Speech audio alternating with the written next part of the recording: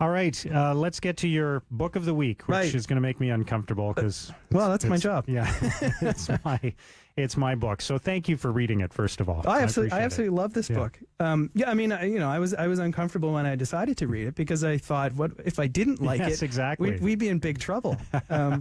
But no, I really enjoyed this book. It was the phrase "emotionally gripping" comes to mind when I read this. Wow. And it's because.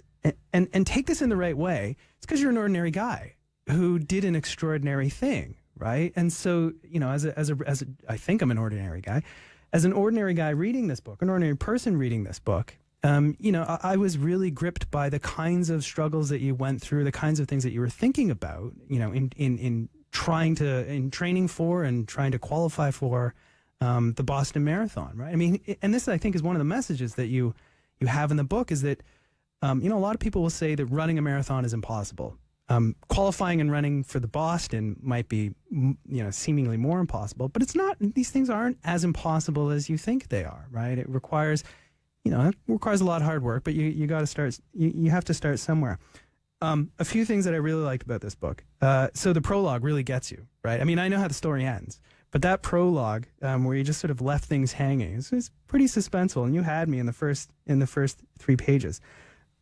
This is where I'm trying to qualify for Boston. This is where you're running the Poconos. Yeah, and I basically think that I'm not going to make it, and I stop, and I'm walking. Right, yeah. and the 3:25 pace bunny, who you have to beat, passes you, and just leaves you in the dust. Yeah, right. And yeah, I mean that had me, even though I know how the story ends. That had me.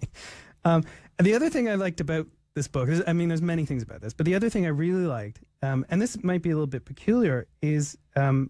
It's chapter 32, which I would have titled "The Darkest Miles," which is where you talk about that point in a marathon around mile 20 or 21, where things get really dark, where you're not sure that you're going to be able to finish, and you really have to dig deep to find that inspiration, to find that motivation to keep going.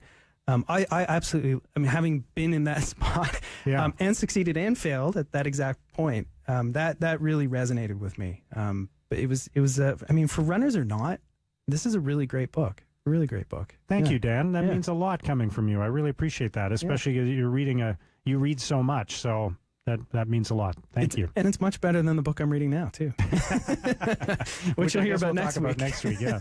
Well, thanks. I appreciate that. Yeah. And what you spoke about there, that is what I kind of discovered, and what I was hoping to share with the book is that notion that big things are possible, but you have to kind of go about them a little bit at a time. It's not going to happen overnight. And I think there's so much of our world today that tries to convince people that you can become a movie star or a rock star or a politician or whatever in 3 quick, easy steps. You can even lose weight in 100 pounds in some short period of time. That's not the way life works in most cases. Right. In most cases, it really is just about getting out there and knocking down one step after another until, after a period of time, you get somewhere where you weren't when you started. Right. And importantly, enjoying the journey. Yeah. Right. Really enjoying that journey and not just the finish line. Thank you, Dan. Thank you, Mark. I appreciate it. We'll see you next week. Absolutely.